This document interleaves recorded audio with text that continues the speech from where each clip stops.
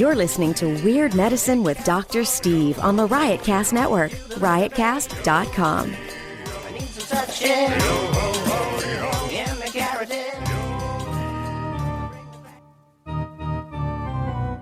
I've got diphtheria crushing my esophagus. I've got Ebola virus dripping from my nose. I've got the leprosy of the heart valve, exacerbating my incredible woes. I want to take my brain out and blast it with the wave, an ultrasonic, echographic, and a pulsating shave. I want a magic pill for all my ailments, the health equivalent of Citizen Kane. And if I don't get it now in the tablet, I think I'm doomed and I'll have to go insane. I want a requiem for my disease, so I'm paging Dr. Steve. Dr. Steve. It's Weird Medicine, the first and still only uncensored medical show in the history of broadcast radio. Now a podcast. I'm Dr. Steve with my little pal Dr. Scott, the traditional Chinese medical practitioner who keeps the alternative medicine wackos at bay. And this is a show for people who had never listened to a medical show on the radio or the internet. If you have a question, you're embarrassed to take your regular medical provider, if you can't find an answer anywhere else, give us a call, 347-766-4323. That's 347-POOHEAD. If you're listening to us live, the number 754-227-3647. That's 754-double-deuce-penis. Follow us on Twitter at Weird Medicine, at Lady Diagnosis, and at drscottwm, and visit our website at drsteve.com for podcasts, medical news, and stuff you can buy. Go to our merchandise store at cafepress.com/weirdmedicine. Most importantly, we are not your medical providers. Take everything you hear with a grain of salt. Don't act on anything you hear on the show without talking it over with your doctor, nurse practitioner, physician assistant, pharmacist, chiropractor, acupuncturist, yoga master, physical therapist, clinical laboratory scientist, or whatever. All right, very good. Hey, don't forget, please don't forget, go to stuff.drsteve.com. That's stuff.drsteve.com for all your online shopping needs. And if you need earbuds, go to tweakedaudio.com. It's our friends from Franklin, Tennessee. They have the best earbuds for the price on the market and the best customer service anywhere. And if you will use offer code FLUID, F-L-U-I-D, you will get 33% off your order. It's insane. Don't forget Dr. Scott's website at simplyherbals.net. And if you're interested in doing the Noom app, which we'll talk a little bit about later, noom.drsteve.com. That's NOOM.drsteve.com. You get 2 weeks free and 20% off your order. They're not actually a sponsor. It's just my referral link. But I'm a great believer. I want other people to try it. 2 weeks free, 20% off at noom.drsteve.com. And if you're interested in getting archives of this show or premium content, such as it is, go to premium.drsteve.com. You can download the app. A couple of people have been having some trouble with the app lately, but Libsyn is working on it. They will have it fixed. In the meantime, you can use your premium membership at drsteve.com. It works just fine. And let me know how that's doing if you're having any problems at all. All right. Very good. Big deal in the news, Dr. Scott. This another assault on the artificial sweetener consortium. Uh-oh. This is from a very prestigious journal called Stroke, and the title is Artificially Sweetened Beverages and Stroke, Coronary Artery Disease and All-Cause Mortality in the Women's Health Initiative.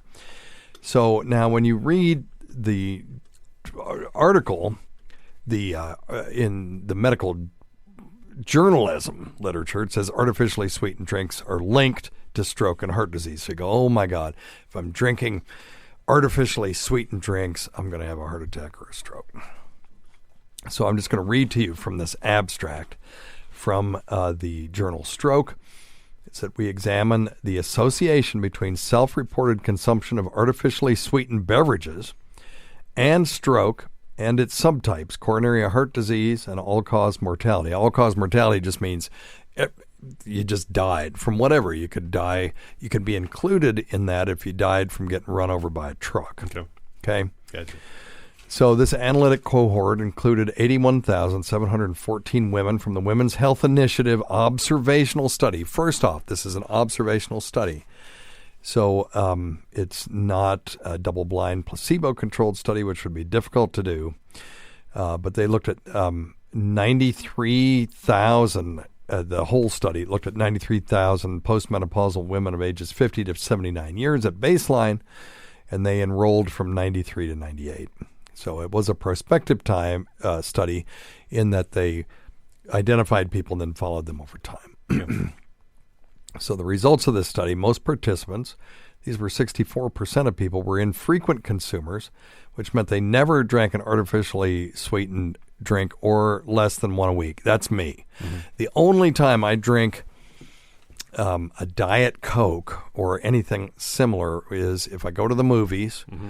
I'll get a large Diet Raspberry Coke, which I don't know why. It's something about going to the movie. I love it. And I love I was an organic chemist, so it has this sort of what we call an ester smell. It's a chemical smell. It comes up, and I guess it reminds me of a better age when I was working in an organic chemistry lab, but it smells like organic chemistry to me. That should be the first red sign. Of course. It smells like some kind of chemical thing. Yeah, I love it. It smells good. So it tastes like nothing that could be nothing natural. In nature. Nothing it doesn't taste like raspberries. It tastes like chemicals, but I like the taste. So that's cool. So I like that one, and that's maybe once a month, if that. Yeah.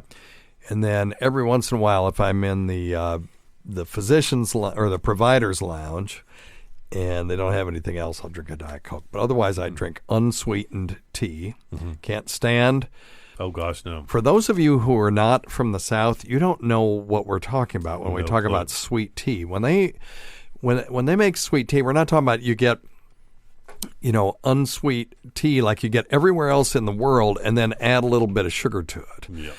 They will get a gallon of, look up a recipe. I'm looking at it. I know where you're going with this. I'm looking at it right now. It's ridiculous how much sugar they'll put in. But in a gallon, I don't know if it's 1 or 2 cups of sugar, and they make simple syrup and then pour that in there.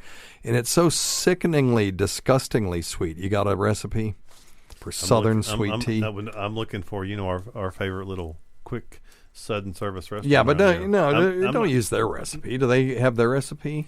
It does.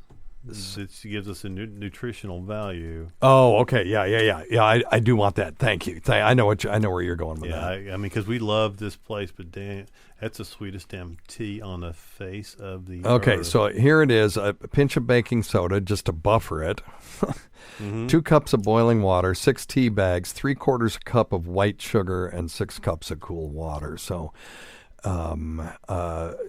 so 1/3 of it is going to be simple syrup. Mm-hmm. Yep. Yep. I'm crazy. Interested that they put the baking soda in there. I wonder why they're buffering the solution. For some reason, yeah. Anyway, it's crazy. But Dr. Scott will look and see if he can get the nutritional information as far as calories per serving on that. Okay, so in a in a 32-ounce cup of sweet tea, which is the minimum at the restaurant we're talking about, you can get 52. Okay. Sugar grams. Oh, 52 grams of sugar. How many calories is that? That would be 187. 200 calories right there. Yep. That is 2 Yazoo, Greek yogurt chocolate with chocolate chip ice cream bars. Well, they're frozen yogurt bars, but it's 2 of those. Yep. Wait, you said 200 and how much? Was 200 calories. Just 200 52 grams of sugar per serving. Yeah. Well, that's just 2 teaspoons, though, right? And wait, how many grams? No, I'm looking at grams of sugar in 1 teaspoon. Okay, so this will give us an idea. Oh my goodness, 4 grams of sugar is equal to 1 teaspoon, and you said it's 52. Yeah. Alexa, what's 52 divided by 4? 2 divided by 4 equals 13. So it's 13 teaspoons. I guarantee it. It's in 1 glass. It's so sweet. You almost have to drink it like with a spoon. It's so thick. I got some in my mouth not too long ago. I had to spit it out. That's how horrible it is to me. But anyway, so why were we talking about? So surely to goodness, drinking an artificially sweetened drink every once in a while has got to be better than that. You would think. But they were looking at people who were infrequent consumers. So that's me. Only 5.1% of people consumed greater than 2 artificially sweetened beverages per day. And what they found was those consuming the highest level of artificially sweetened beverages compared to never or rarely, in other words, people like me, had significantly greater likelihood of all endpoints except hemorrhagic stroke after controlling for multiple, covariates. Like they controlled for people who had diabetes and people who had already had a history of heart disease and stuff like that. Sure. But I'm very unimpressed by these numbers. So for coronary heart disease, the hazard ratio was 1.16, which means a 16% increase in heart disease. Now, this is one of those, this is a relative risk. The absolute risk is very small. Mm-hmm. But the range on that went from 1.07 to 1.26, which means that it went from 7% to 26%, and you figure it's somewhere between that. If you look at all stroke, it starts at 1.02, so maybe a 2% increase. Okay. And for ischemic stroke, 1.06. That's sort of your normal stroke. So I drilled down into this and found that most of the things that they found were not statistically significant. So when they look at outcomes with exclusions, where they're excluding people who already had disease and stuff like that, ischemic stroke, that's just your normal stroke where the brain doesn't get enough oxygen. Mm-hmm. The people, and this is compared to people who never drink them or less than one a week, was never statistically significant. As a matter of fact, in the group that drank greater than 2 drinks per day, that was the only one that was slightly significant, and that was it had a hazard ratio of 1.38. So they had a 38% increase in stroke, but that ranged from 1.05 to 1.81. So there seems to be an effect there. But when you looked at 5 to 7 per week, it was actually slightly protective. It doesn't sound right, does it? No, their hazard ratio was 0.96, so they had 4% less ischemic stroke if you drank 5 to 7 per week. And it was slightly more in the group that drank 1 to 4. So if you drank 1 to 4 a week, it was 99% risk, so they had a 1% protection. Whereas if it was 5 to 7, it was lower than that. There was 4% protection. So these numbers are kind of all over the place. Hemorrhagic stroke, these are people who bleed into the brain. Drinking 1 to 4 a week was protective to the tune of 0.88. So 22% less hemorrhagic stroke in the group of people that drank some artificially sweetened beverages compared to those that didn't drink any at all. Now, this was not statistically significant. In other words, it didn't rise to the level where you could say, yes, this is a real effect. So very many of these can all cause mortality. None of those were statistically significant. If you drank 1 to 4 per week, there was a 3% protection. So if you took this all the way to the bank, you could say, well, drinking 1 to 4 seems to be beneficial for people. This is the problem with statistics. Right. The journalists are just showing this sort of, and they're not showing a causation. Right. They're showing a correlation. They're not saying that this caused it. Right. They're saying it's correlated with it. So people who drink a lot more artificial beverages, maybe people who are trying to lose weight and then they're binge eating because you and I have talked about this, that when you drink artificially sweetened beverages, the one argument against them that I buy that I think is makes total sense is that the body's expecting, it gets that sweet flavor, so it's expecting calories. When it doesn't get them, it starts to crave them, and then you start eating more. Right. So there's more to this. Obviously, drink shit in moderation. Why does everything have to be sweet? That's the thing. Just, can you drink water? Yeah, your coffee should not taste like your tea, which should not taste like your peanut butter, which should not taste like your your cereal or whatever. I mean, Right. all Doesn't these all things, have to taste the same, You know, right. coffee should taste like coffee, and tea should taste like tea. Well, there you go. You know, peanut butter should taste like peanut butter. Hey, but you know what that reminds me of? And just a kind of a segue there. It sounds like, you know, the study that came out years ago about people who consume alcohol, and how abstainers have the shortest lifespan, and people who drink moderately, kind of what you're describing now, have the most protection and tend to live longer, healthier lives. Well, maybe just moderation in general. It's moderation, exactly. A little bit of this is probably not so bad. Yeah, it's not And- so much that the artificially sweetened drinks in moderate amounts are actually protective. Because remember, this is correlation, not causation. Mm-hmm. I think, Dr. Scott, I'm going to give you one of these for that. Uh-oh. Oh, Oh, shit. a dinger. Yeah. Well, you son of a bitch. Okay, wait a minute. Give yourself a bill. There we go. Is that those people may be people that embark on a lifestyle of moderation in general. And what my sort of tome or trope on moderation is everything in moderation, including everything in moderation, which Exactly. means if you're a slave to moderation, you're going to be causing yourself stress. So every once in a while, you need to blow it out your ass. Right. You can only stay in the middle of the road so long. Yes. Every once in a while, you got to speed up a little bit. So that Or slow down. Yeah. This may be all this article is telling us. We will That have moderation is a good thing. We will have to, and that's just our interpretation of Right. it. But I am unimpressed by a lot of these numbers, and they're not really trying to make any claims. They said in this study of well-characterized postmenopausal women in the United States, self-reported consumption of ASBs was associated with increased risk of ischemic stroke, coronary heart disease, and all-cause mortality. A novel finding of this study is that higher risk was associated with ischemic stroke. Blah, blah, blah. Because of the observational nature of this study, however, the possibility of residual confounding cannot be excluded. In other words, this is an observational study. This isn't how we make conclusions about stuff. Right. No matter what they put in the newspaper, that your artificially sweetened beverages are causing heart attack and stroke. They are not saying that, and the authors specifically say that, but you won't read that in a lot of the journalistic, medical journalism articles that you read. You know, they love stuff like this to say, well, this is bad, and then this is bad, and the next week you'll see that, well, the same thing is good.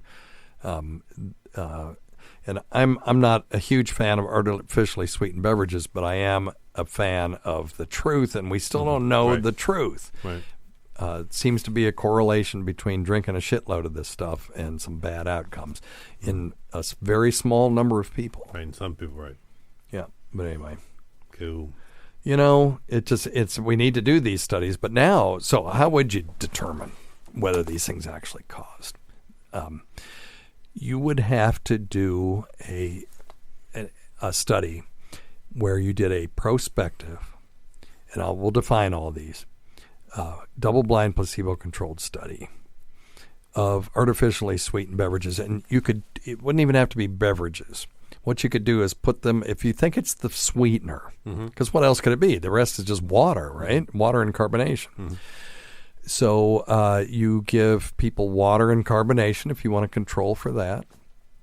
And then you give them a pill that's got either the sweetener in it, or it's got sugar in it, or it could have an inert substance. I would do all three. Right. So you'd have three arms to the study: a true placebo, a sugar arm, and then an artificial sweetener. And of course, let's use aspartame because that's the one everybody loves to shit on.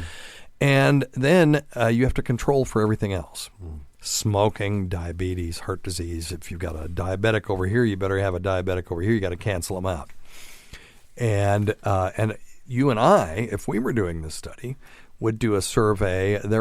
I'm sure that there are surveys on moderate lifestyle that have been validated, so that you can control for that too. These are people that kind of practice a moderate lifestyle, or they're extreme. You know, Right. vegans, they're extreme in the sense of that they're not in the mainstream. Right. The crazy keto people that only eat mayonnaise, steak, and bacon. Bacon for... Yeah. That's another extreme. Yep. And for the keto people out there, I'm in favor of a ketogenic diet, just not that one. So you have to control for all that. And then we would follow these people for, the fewer people you have, the longer you got to follow them. So let's get 10,000 people and then follow them over the space of 10 years. Okay. That should give us some numbers. And then at the end of it, we can decode everything and see if there was a correlation between taking artificially sweetened and you got to control their diet too. Sure. You see how difficult this study would be, because you can't have these people going out and they're in the placebo arm and they're drinking a bunch of aspartame sweetened drinks, mixed drinks, fucking the whole thing up, or some ice cream that's got some sweeteners in it or whatever. Yes, that's why this is so difficult. That's why we don't know the answer to this, because number one, who's got the money to do that study? Who gives enough of a shit about it to do that study?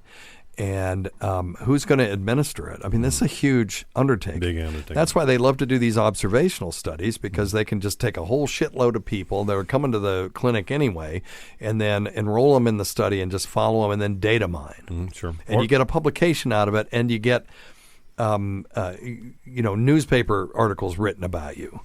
Or they'll do preliminary studies on mice or something like that. Something they can that's control. true. Something they can control. That's true. Yeah. Could do that too. We could do it on mice. Yeah, it'd be a little easier to manage. But then you can't generalize it to humans because mice aren't humans. No.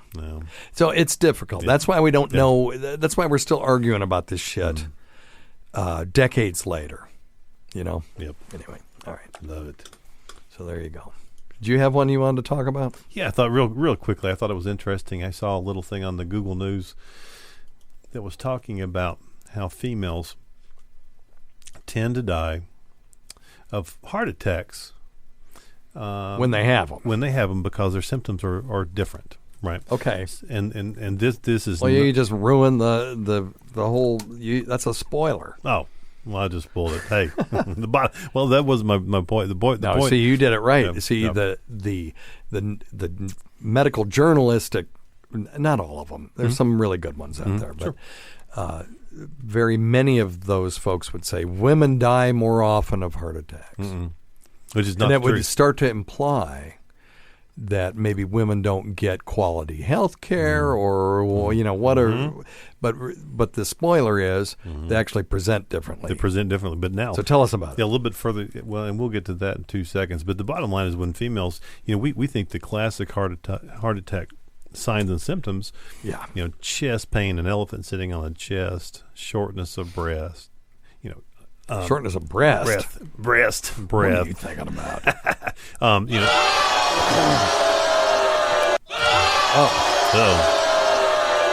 That's a double boo. Shortness of breath. I'm sorry. And sweating, diaphoresis, right? But those are classically male signs of heart attacks. Sometimes pain shooting in the left arm, sometimes shooting into the face. But women their signs can be a little bit different.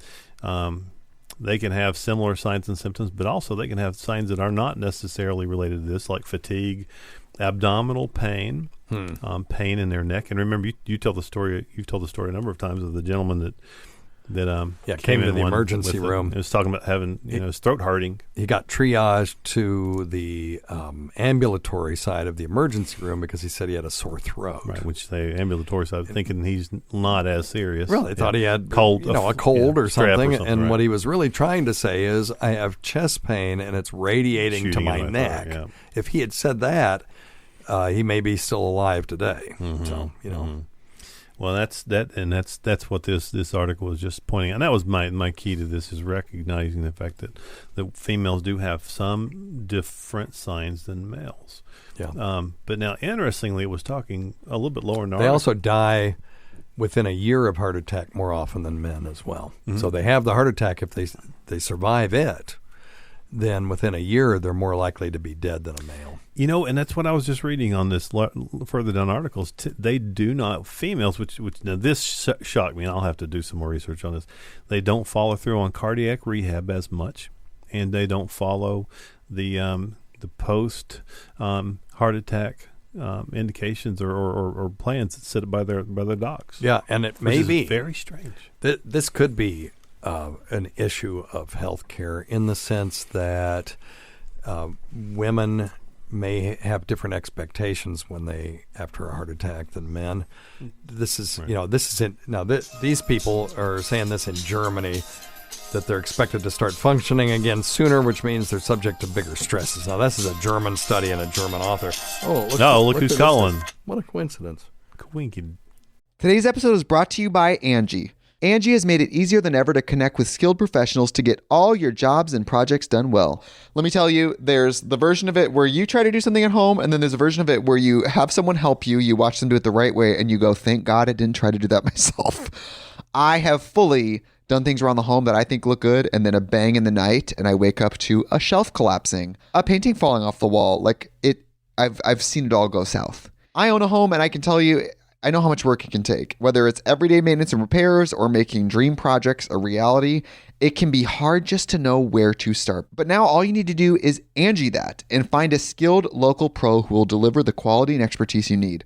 Whatever your home project, big or small, indoor or outdoor, you can Angie that and connect with skilled professionals to get the project done well. Right now, one of my wish lists is I want a bike for my condo in Milwaukee, and I would love to rig it up on a pulley in the ceiling because I have one of those lofted ceilings, but I'm so scared to try that on my own. Angie has 20 years of home experience, and they've combined it with new tools to simplify the whole process.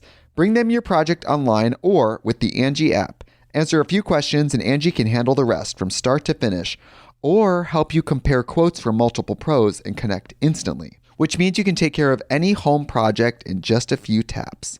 Because when it comes to getting the most out of your home, you can do this when you Angie that. Download the free Angie mobile app today or visit Angie.com. That's ANGI.com. Tacey, you're on Weird Medicine. Uh-oh. She's pissed. She wasn't feeling very... No. Like being interviewed, I guess. But that's, and Dr. Steve, the reason I say this is because typically we think, females been much more proactive when it comes to their health, paying attention, getting into doctors more often, as far as normal routine medical visits. Yeah. Right. Typically, men push things off until they're just train wrecks. Yeah, and again, that's a broad generalization too. This October study was done in Germany, and there could be some cultural I don't know. I would like to see if this has been reproduced in the United States, because this guy says in everyday life, women often face different expectations after a heart attack than men. This is from Technical University of Munich. They're expected to start functioning sooner, which means that they are subject to bigger stresses. Our study shows it's important to pay close attention to female patients, especially in the first year after the event. So let's try that in the United States. Let's see if women in the U.S. die from myocardial. We could have probably done this research ahead of time. Heart disease is the leading cause of death for women in the United States, killing, 300,000 women in 2013. That's 1 in every 4 female deaths. It says here around the same number of women and men die each year of heart disease in the United States. Okay, so I'm looking at this map. Holy moly, boy, the Southeast, particularly Louisiana, Mississippi, Alabama, pretty rough on the women having heart attacks. Wow, that's the highest rate, up to 931 per 100,000 in that lowest part near the Gulf. Let's see what they say here.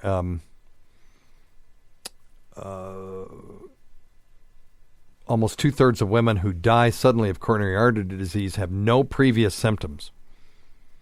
And so even if you have no symptoms, you may still be at risk for heart disease. So it says, while some women have no symptoms, others experience dull, heavy, sharp chest pain.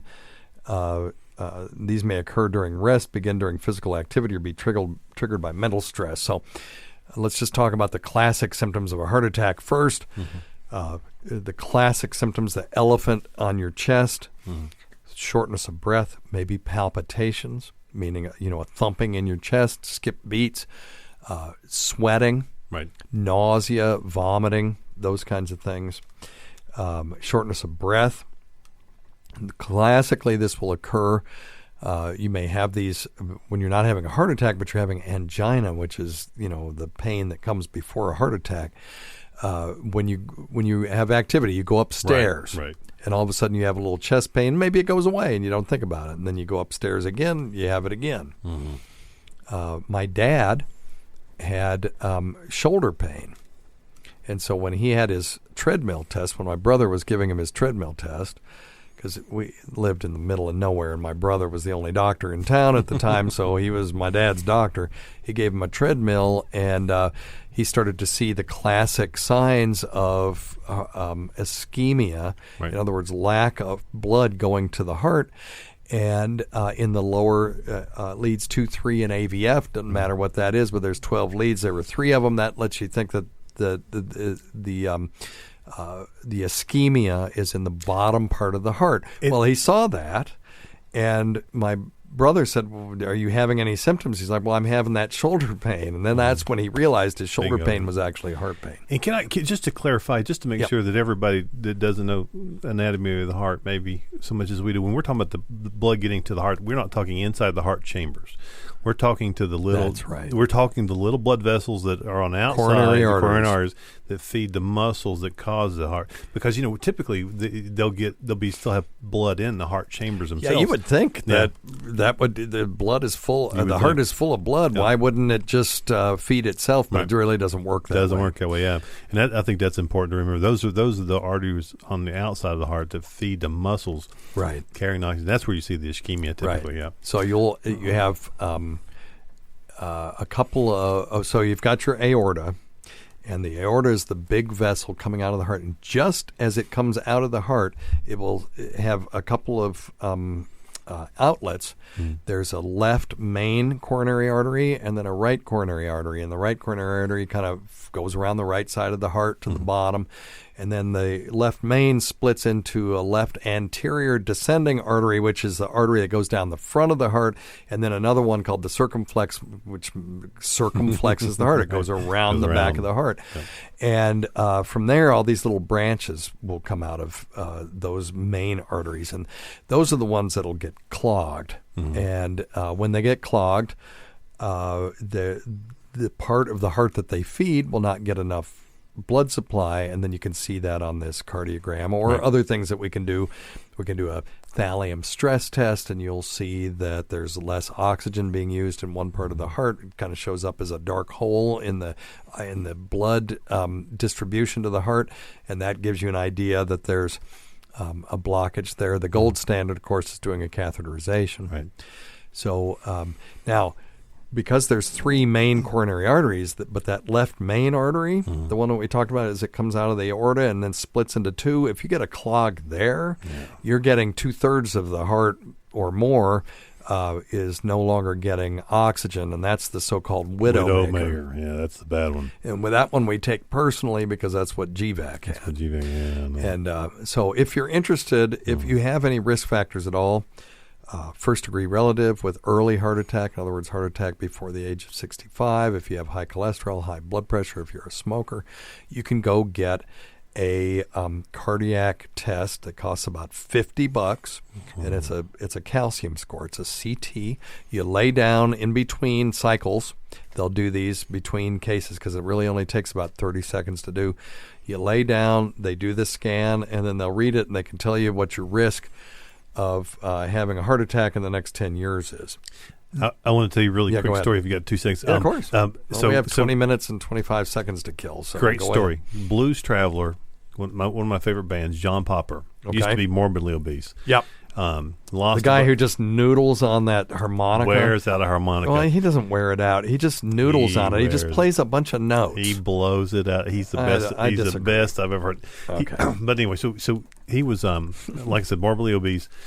He had a heart attack. Well, how he figured out he was having a heart attack? No, this is a true story. He tells us he was laying in bed. He was watching a porno. He was giving himself some pleasure, masturbating. Well, about the time he started getting really into it, he noticed he started having chest pain. And so he stopped, and he thought, when the chest pain went away, then he did it again. There he is. It's about the 3rd time he blew into or got ready to really get excited. He started having severe chest pains. He thought, maybe I should stop this and go to the hospital. Yeah. Went and found his blockage. I guess my assumption is they did a stent on him. He's lost probably 100 pounds and sounds great. Wow. That is a true story. Yeah, good for him. Dang. Well, anyway, Blues Traveler. I'm not a fan of his harmonica playing. Oh, I love it. Let me see. Here he's playing it on Covino and Rich. Let's see what he did here. If he would just do something melodic with it, but he just plays a shitload of notes. Oh, it's a ton of notes, yeah. He's got a big old breath.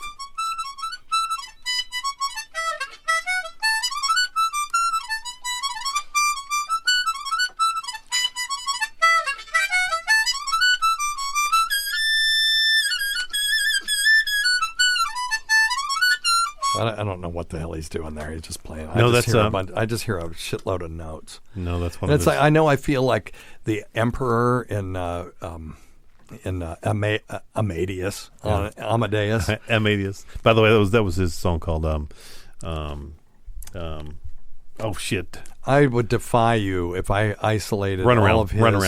all of his harmonica solos, if you could tell one from the other. There's one that was a song called "Run Around." I guarantee it. Yeah. All right. Yeah. Well, I may have to stand corrected on this, but the emperor listened to the magic flute in Amadeus, and he said, "Mozart, it has too many notes."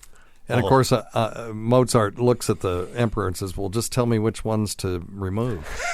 You know, I'll do that when people come to me and say, "Well, my mom is on too much medicine." It's like, "Well, tell me which ones to take her off of." I'll be happy to take her off. All of that. So, anyway, all right, where are we at? Where are we at with all this? Next question. All right. Well, that didn't play. Hey, Dr. Steve, I know I keep leaving messages about weird stuff you suggest on the podcast, but not yesterday, but I think it was the day before yesterday, say Thursday, so like Monday or Tuesday, anyway. Anyway. I signed up for the Noom app that you were talking about, and so far, like yesterday was the first day that I fully logged my entire day. And the accountability really helps. Like, yes, I've tried, my Fitness Pal. Okay, what she's talking about is I'm doing that thing. They're not a sponsor. Called Noom. It's an app. And I talked about it on the show. I've lost 22 pounds on it now. And one of the aspects of it is accountability. I have to report every single thing I put in my mouth to my counselor. And she listens to the show. So she got a little frustrated with me because I said, she's so hot that I didn't want to. Well, the feminist part of me doesn't like that it's about my looks, but it's like, no, that's a dude thing. Yes. I have no shot with her. No. It's not that. No. It's just that she's hot. Yeah. She's attractive, and I don't want to admit to her that I ate a whole bag of freaking Snickers. So I don't do it. Yep. So that's what she's talking about. So let's see what she had to say. Tried, like a quote-unquote accountability through, like, gyms and friends, going to the gym with me and all this other kind of stuff. And it never worked. But it did work for me going to the gym when I had a friend that I went with every single time. And that was in medical school. I had a friend who was a ham radio operator, and that's where we knew each other. And we would meet at the gym 3 times a week and encourage each other. That made a difference. And that was the one time when I was actually buff, was because he and I would compete against each other. Who can curl the most on the Nautilus curling machine? We got to the point where, we could curl the max on the Nautilus machine. And, I was in really good shape. But you got to have somebody like that. They got to go with you every single time. Yes. So I agree with her on that. You have somebody like, actually holding you accountable for. Oh, anyway, yes, I agree. Accountability is huge. For me, that's what I needed, because before that I could say, well, I'll just have 4 Snickers because they don't bother my stomach, so they must be good for me, because everything else seems to bother my stomach anymore. And then, I'd go back, I'll just have a handful this time. And the next thing I knew, I'd eaten a whole bag. And I was just going up and up and up in weight. And since I've had this accountability, it's not just that, but that was a big part of it, just the ability to have to tell somebody, I screwed up. And I don't want to tell them I screwed up so I don't screw up. Now, it'll be interesting when I'm no longer in the program. But I've forged new habits. It's been 100 days. And I'm eating differently without even thinking about it now. You know? Good. So, but anyway. So, yeah, accountability is a big deal. How much have you lost? 21, 22. Yeah, I'm going for 33 total. So that'll be at my ideal body weight. My BMI is below 25, which I'm not a big fan of BMI, but is below, it's all we got. Below 25, so I'm no longer considered overweight by medical standards, which is the first time in my adult life. But the key is, how do you feel? $1 million. I feel like $1 million bucks. Yeah. People notice. That's the first thing. People notice, well, hey, you look pretty good. I've lost so much weight I can no longer fit in my expensive hospital clothes. So Brooks Brothers is losing a bunch of money because I was like, I can either buy a shitload more Brooks Brothers pants and shirts, or I can just switch to scrubs. So I decided to switch to scrubs. And I feel better in these. It's hell of a lot more comfortable. I always look, I don't fit. I just look crappy anyway. I got a stupid body. It's just too straight. And when it's not straight and I got a gut, then it's disgusting. So I just feel better about myself. I've got more energy. Just, yeah. Better. Yeah, just Period. better. That's Feel better. Yep. Yeah. So anyway, I'm actually now, for the first time in my life, I'm motivated to actually work out and stuff too, which I, of course, have not done, but I'm motivated to do it. Well, don't start jogging. That's how you blew up your. I know. No, I'm not. Your leg last time. I did. I don't know what was wrong with me thinking I was going to. Oh, I know what it was. My kid. You're running as a Kate. Yeah, you're running with your. No, my son was doing cross country, and it looked like that. Looks like fun. And I didn't realize that he was a semi-elite athlete. And when I would see him come around the corner in front of everybody, and I'd be cheering, that wasn't going to be me. So, and then I tore my gastrocnemius muscle, which for those of you who are lay people, which is most everybody that's listening to this, hopefully, that was my calf muscle. I ripped it in two. And talk about pain. And then I looked stupid. I'm in the middle of this track at the middle school, and I'm just laying down holding my leg like a big baby, and I had to limp home. This is terrible. Jogging sucks. It's a terrible idea. So. Oh, my gosh. And I almost bought one of those $2,500 Elliptigo things because I thought that would be fun. It's an elliptical bicycle. Sure. Where you stand on it, you don't sit, because I don't want to sit on a bike because I don't want to get pudendal neuropathy. Get your prostate all pissed off at you. Yeah, and your dick, too. Your dick can go numb if you Yep. don't sit on that thing right. If you're going to be a bike rider, by the way, look for seats that support the back part of your ass and don't make your taint put a bunch of weight on a real narrow thing. Yeah.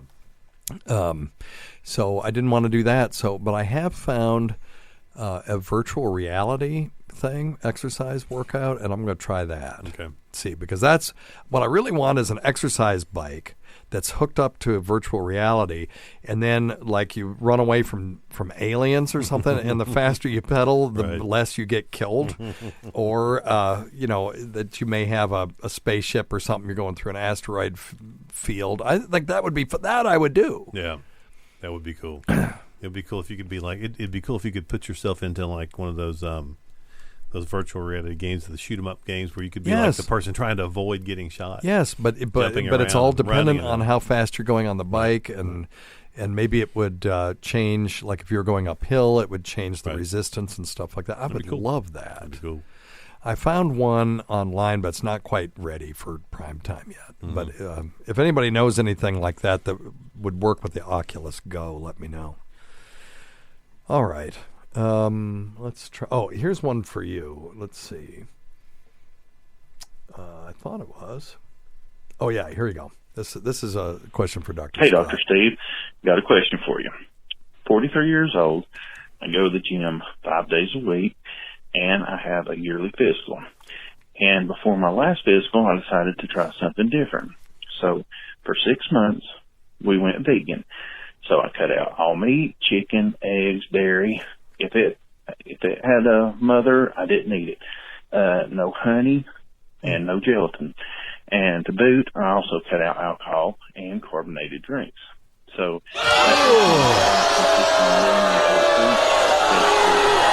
bread. And I made sure the bread. Oh wait, I think I just booed over the important part. It consisting mainly of fruits, vegetables, and bread. And I made sure the bread didn't have any eggs or milk in it either.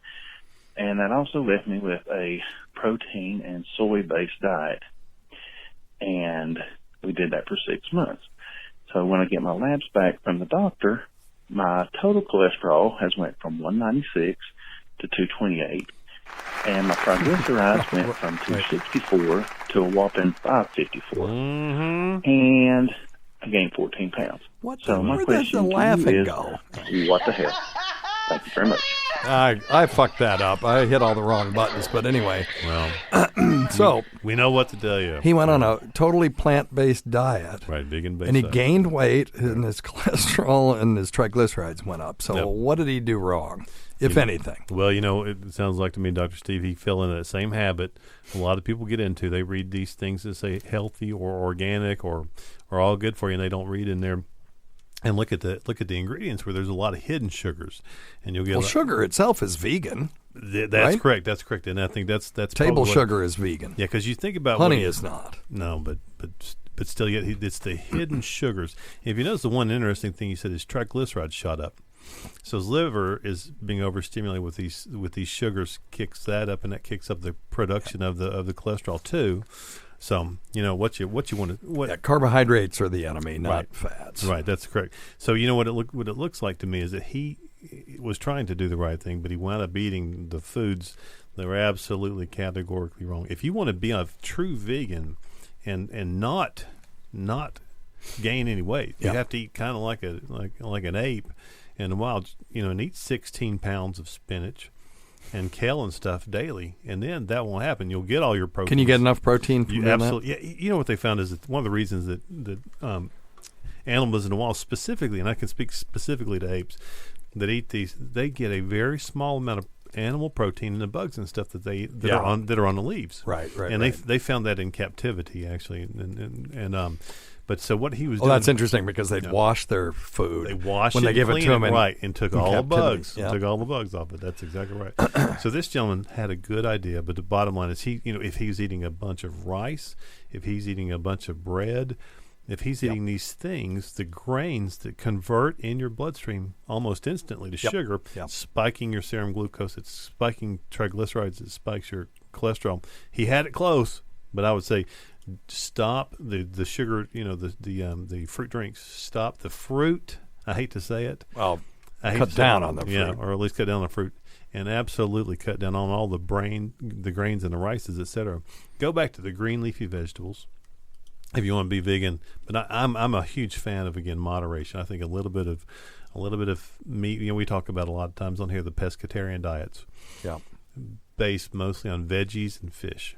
That's kind of the diet that I go to. So he was close. Yeah. He just had a bunch. I think in retrospect he can look back and see there were a bunch of hidden sugars in there, and that's what derailed him. Sure, I see a lot of vegans who get fat, and their indices don't do well because they're eating a lot of pasta and potatoes. And then, as you said, other things. And so starches are just sugars that are chained together. Right. So pasta, even whole grain pasta, even potatoes, any pasta period, any of that stuff, and they're filling and they taste good. And it's like, well, I can't have all these other things, but I can eat all the damn potatoes I want, and then that's the problem. Yeah, so, exactly. I'm just reading. Vegan diets a lot of times just rely too heavily on carbs. Yep. And there's a report in the American Journal of Clinical Nutrition, and it says 99% of our genes were formed before the development of agriculture and the consumption of grains like wheat around 10,000 years ago, which you and I have been talking about for a long time. That our ancestors didn't have gluten and a lot of wheat in their diet because they hadn't developed agriculture yet.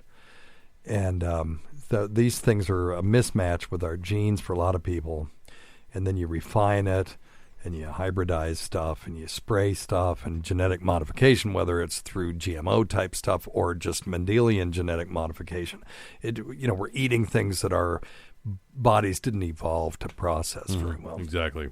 So, but anyway. So, yeah, that's probably what's going on there. And I'm with Scott. I think green leafy vegetables applies in another place, too. These people that are eating ketogenic diets, if they're just eating meat, they're malnourished. They will lose weight, but they're losing weight because they're malnourished. Right. There's as much protein in a head of broccoli as there is in a filet mignon. Is that right? Yep. And you think about it, those rhinoceroses.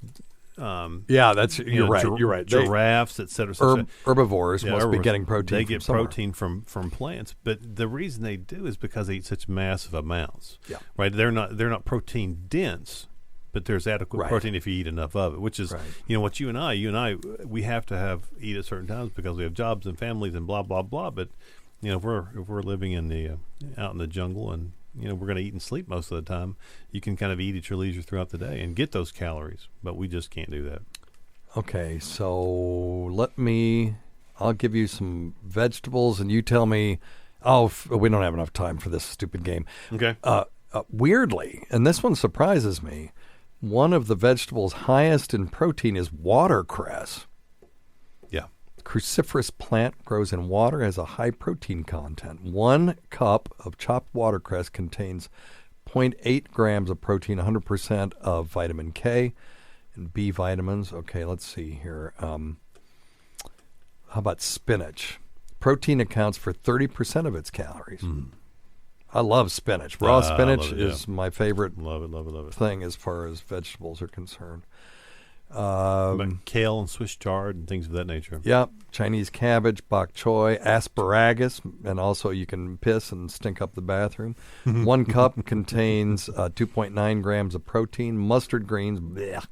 Okay, broccoli. 1 cup serving of raw chopped broccoli has 2.6 grams of protein. And all the essential amino acids. Also contains folate, manganese, potassium, phosphorus, and vitamin C. So people who are on a ketogenic diet, if they will skew highly toward the green leafy vegetables and lean animal protein, that's a reasonably safe and effective diet for people. I'm not a big fan of diets per se, but as a lifestyle, it's reasonable, and particularly if you're gluten sensitive like I am. And don't want to eat a bunch of potatoes because that's what where I gained a lot of weight. So anyway, all right. Well, I'm looking to see if we have any dick or nut questions. Well, I have a Cialis question. I'll say I had a masturbation. Oh, you did? Yeah. Well, no. Hey, Dr. Steve. This is the... you want to do it, and we'll save this one for next time? That John Popper thing. Yeah. Swinger guy that had called a while back about the projectile ability of ejaculation and also about Viagra versus Cialis. I have a question relating to the Viagra versus Cialis. Blue Chew, is it safe? Does it actually use the ingredients? Okay, so I don't know anything about Blue Chew, but if they're FDA approved and they are selling what they say is the same ingredient as Viagra, then that's sildenafil, then yes, that would be safe as long as there's no contraindications. The deal with these, we only got 30 seconds, is that compounding pharmacies can make a chewable Viagra because there isn't one commercially on the market. So they can make anything that's not commercially on the market, and you can go to any compounding pharmacy and get Viagra lozenges and chewables and stuff like that, and those are perfectly legal and they're just as safe as the regular. So anyway, you can even get your local compounding pharmacy to make some of those for you. Just talk to them and let us know if you try it. Make sure you don't have any contraindications. You're not taking nitrates or alpha blockers, or you have other reasons not to take these medications. They will drop your blood pressure in the presence of other medications, and there have been known to be some serious adverse effects in people who are taking them not as prescribed or for whom they shouldn't have been prescribed in the first place. All right. Have a great week. Thanks always go to Dr. Scott. We can't forget Rob Sprance, Bob Kelly, Greg Hughes, Anthony Cumia, Jim Norton, Travis Teft, Lewis Johnson, Paul Ofcharsky, Eric Nagel, Roland Campos, Eton THOTs. Happy birthday, Eton, my good man. Willie Fistergash, Lou Stool, Eileen Ulick, Sofonda Cox, and none other than the inimitable Hugh Jasshole, Sam Roberts, Pat Duffy, Dennis Falcone, Ron Bennington, and Fez Watley, whose early support of this show has never gone unappreciated. Listen to our SiriusXM show on the Faction Talk channel, SiriusXM Channel 103, Saturdays at 8 p.m. Eastern, Sundays at 5 p.m. Eastern, on demand, and other times at Jim McClure's pleasure. Many thanks to our listeners whose voicemail and topic ideas make this job very easy. Go to our website at drsteve.com for schedules and podcasts and other crap. Until next time, check your stupid nuts for lumps, quit smoking, get off your asses, and get some exercise. We'll see you in 1 week for the next edition of Weird Medicine.